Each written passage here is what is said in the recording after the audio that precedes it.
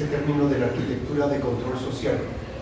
En la sociología, las ciencias sociales, algunos consideran que poder es un concepto demasiado vacuo y que una manera de poder asumirlo y trabajar con él es pensar el poder como la posibilidad de controlar a las personas, ¿no? Entonces, la arquitectura monumental en particular provee diferentes funciones, cumple diferentes funciones, ¿no? Entonces, una de ellas es evidenciar ese control, este poder de alguien o algo, ¿no? Y actuar como un elemento ideológico que llama a la obediencia, en tanto materializa la posibilidad de estar siendo vigilado. Y en esto estoy siguiendo esta corriente de pensamiento de Foucault. No sé si usted está familiarizado con él, ¿no? Entonces, a lo que quiero llegar es que este tipo de análisis ha sido muy productivo para entender formas políticas estatales en particular. Pero yo me pregunto, en este periodo prehistórico, ¿no? En el arcaico, donde aún no hay esta formación social estatal, ¿qué sería lo que estas estructuras y quienes lo construyeron buscaban justificar, naturalizar, ¿no? Volverlo algo que la gente estaría dispuesta a aceptar como válido, ¿no? Entonces, ¿cuál sería esa ideología que buscaba ser hegemonizada? Entiendo. Sí, por ejemplo, tenemos casos, estamos en cuando yo he hablado de arcaico final, estoy hablando de la última etapa, no de los 10.000 años antes del presente, sino de 3.500. Ya estamos cerca a una sociedad neolítica, es decir, ya tiene agricultura, ya tiene arquitectura, ya tiene ya un manejo complejo de su sociedad. El ganado necesita control, la agricultura también. Tiene que haber un ente que esté administrando estos trabajos. Y este poder, y sobre todo en esta época, no solamente es político, se ve también ligado a un poder religioso. Y este poder religioso lo controla el Estado. Y como la gente ya es creyente en los poderes porque las cosechas salen bien y porque el pueblo es alimentado de forma adecuada, entonces hay un agradecimiento y surge la idea de ofrendar, de agradecer al ídolo, al Dios. Y si esto es así, la arquitectura tiene que dar los espacios y proteger a este ídolo o Dios, porque es una idea que la arquitectura debería darnos por ejemplo, colocar a este ídolo en una situación más alta, que no es accesible, es controlado, una suerte de sacerdotes incipientes que saben cómo hacer el ritual. Entonces tiene que haber un control, no solamente de las ofrendas que están llegando, porque las ofrendas en realidad son una retribución de un favor que ya hizo el Estado. Entonces, esta interacción de gobierno y esta interacción de población tiene que estar controlada. Si esto, por ejemplo, si hay una cosecha que no sale bien, entonces son los responsables quienes tienen que aclarar el porqué. Normalmente hay un culpable o culpables, los cuales podrán ser sacrificados. Entonces, esta idea, ¿no?, de control obedece a esto, a una ideología que normalmente es un poder político-religioso que aún está dentro de la hipótesis o de la teoría teológica, ¿no?, de un gobierno teocrático, y que funciona así, con un control de la sociedad.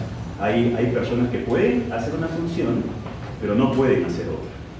Entonces, si esto es transgredido, van a haber problemas. Y los problemas normalmente es la muerte, la mutilación, el castigo.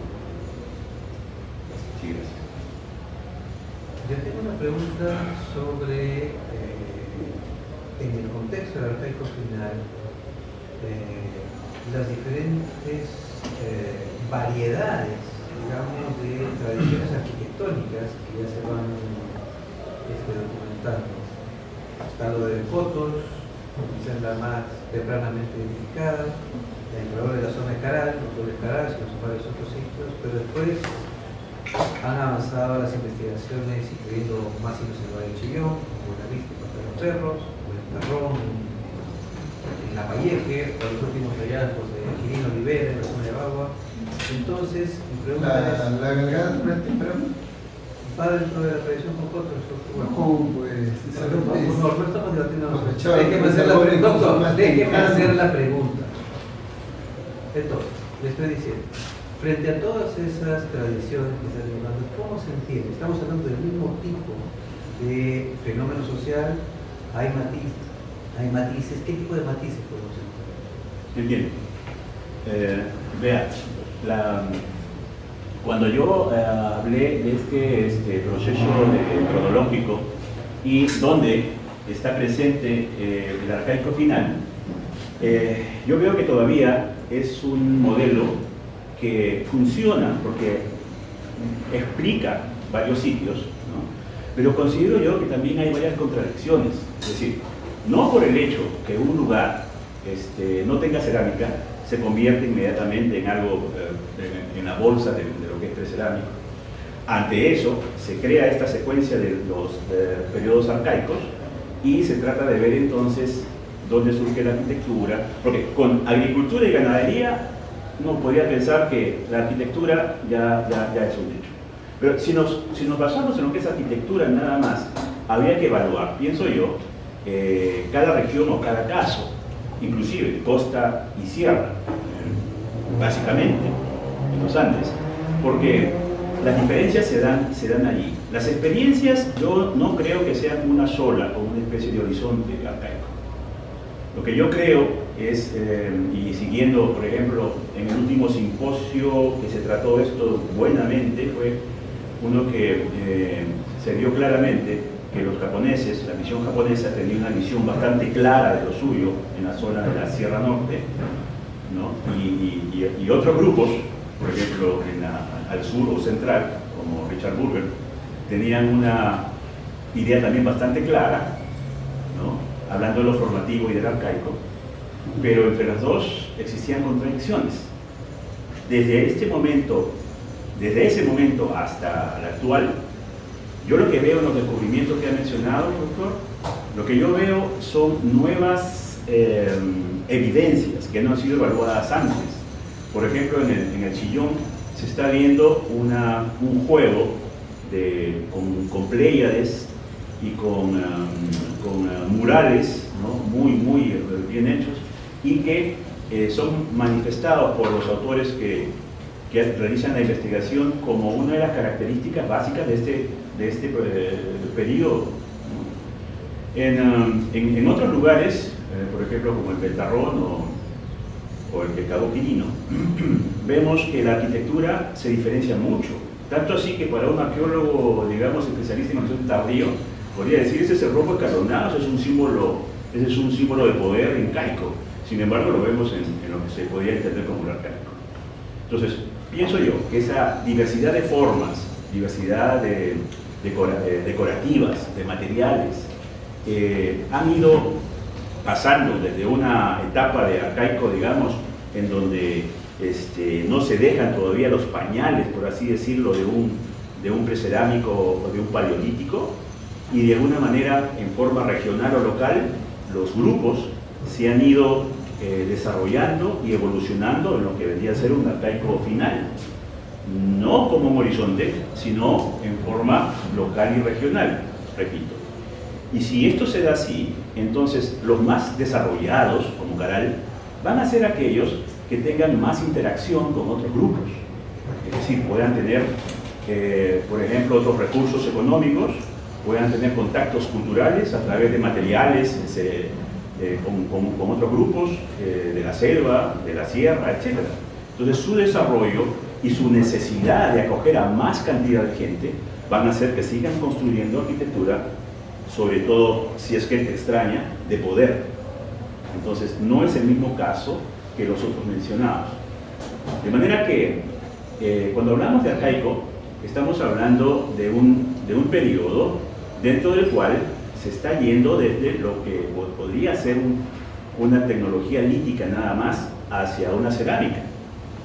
Ante el problema que la cerámica no está siempre asociada a la arquitectura, nos quedamos en el problema del desarrollo, que es una arquitectura monumental sin cerámica, pero monumental. Entonces, esto sucede en Caral, en otros sitios más, en una escala menor, pero en la sierra y en otros lugares, el comportamiento arquitectónico del espacio y de los recursos son distintos. Son totalmente distintos. ¿Preguntas? Sí, siguiendo a Foucault, que fue mencionado sobre el tema del ejercicio, ¿no? Del poder, y hay un tema interesante en el reconocimiento de que lo de la arquitectura del poder es algo más o menos novedoso en el campo de la arqueología andina, ¿no? Hay más de un siglo de experiencia con respecto a su estudio por parte de medievalistas, renacentistas, que encuentran en los castillos todo este discurso del poder, ¿no? En la ornamentación, por ejemplo, y ya no solamente es ver al castillo como un elemento defensivo, sino también como un elemento monumental, de soporte del discurso, de la justificación y tal. Creo que acá tenemos que esperar todavía mucho tiempo, porque por los procedimientos de excavación y por cómo se están juntando los datos, todavía sobre temas de ornamentación tenemos poco. Casi siempre hemos visto los grandes monumentos como limpios, como de piedra o de barro, pero sin tanto ornamentación como verdaderamente ya se está demostrando que fueron, ¿no? Pero faltan datos. Sin embargo, hay otro elemento que sí, para la cosa actual de arqueología y de arquitectura del poder, has mencionado y que a mí me gustaría saber eso, que se puede aplicar ya, el espacio público. Esta cosa novedosa no renuncia a esa antigua explicación del espacio público. Y el espacio público está ahí como un permanente en estas arquitecturas. ¿Cómo son para ti esos especialistas del espacio público? Yo por lo menos creo que así como podrían venir ceramistas más temprano o más tarde, o cosas por el estilo, hay especialistas en el espacio público que van surgiendo con él y se van especializando con él. ¿Lo ves así? ¿No lo ves así? Ese espacio público, ¿qué soluciones nos da la arqueología? Sí, sí es así. Pero para explicarte mejor, creo que podríamos ir un poco hacia el horizonte tardío, si es que me dan esta posibilidad, y con Pachacámac. En Pachacámac nosotros tenemos que, periodo intermedio tardío y antes, Pachacámac tenía una cierta defensa, tenía su oráculo muy famoso, el respeto del Cusco. Tal es así que cuando el Inca ya tiene intenciones de conquistar o que introducir a su administración estatal a Pachacámac, por el que tenía mucho respeto, se presenta el mismo Inca con una capacocha y además con su ejército, no a atacar, a ofrecerle una capacocha al dios. Lo que hace en todo caso él es no destruir la administración que ya está funcionando, y está funcionando bien, en manera exitosa. Lo que hace entonces el Inca es apropiarse de ello de una manera pacífica, demostrando el poder que tiene, pero sin derramamiento de sangre. Realiza la capacocha, la ofrenda, y luego lo que hace es construir un templo al templo de Pachacámac. Pero el Inca construye uno más alto, el Punchaucancha. Y de esa manera cerca todo el santuario con una muralla. Entonces, eso está en el diseño, la idea de que el Cusco está capturando los ídolos y poniéndolo en el centro del mundo, que vendría a ser el Coricancha, es la idea. Ahí estaban los dioses de todos los lugares que el Inca ya había conquistado. Conquisto a tu ídolo y ya conquisté a tu pueblo. Entonces todos estos ídolos inclusive estaban encadenados, o sea, estaban prisioneros, y esa era la idea. Entonces, arquitectónicamente hablando, el Inca lo que hace es hacer suyo el santuario, construyendo la famosa tercera muralla. Hay una primera que protege el santuario, hay una segunda que es más temprana, pero tiene reacomodos tardíos, y está la tercera, que es totalmente incaica, más amplia, porque el Inca ahora va a necesitar más espacio. Entonces el espacio público, o el conjunto de espacios públicos dentro de Pachacámac, es lo que le va a dar al santuario más poder y más capacidad de administración. Los que ya tiene, y ahora con el linking con el Cusco, va a tener que transportar todo aquello para lo que el Cusco está interesado. En este caso, trabajos,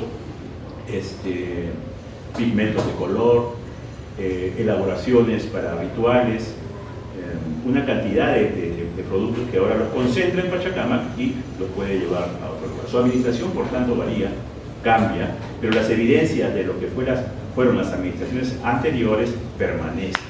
De manera que un estudio de espacio social en Pachacamac es un buen ejemplo para entender que todavía se mantiene esta idea. Pachacamac es un ejemplo, hay otros mejores probablemente, pero creo que se explica el caso. ¿Alguna pregunta? Bueno, pasamos a la entrevista. Muy bien, gracias.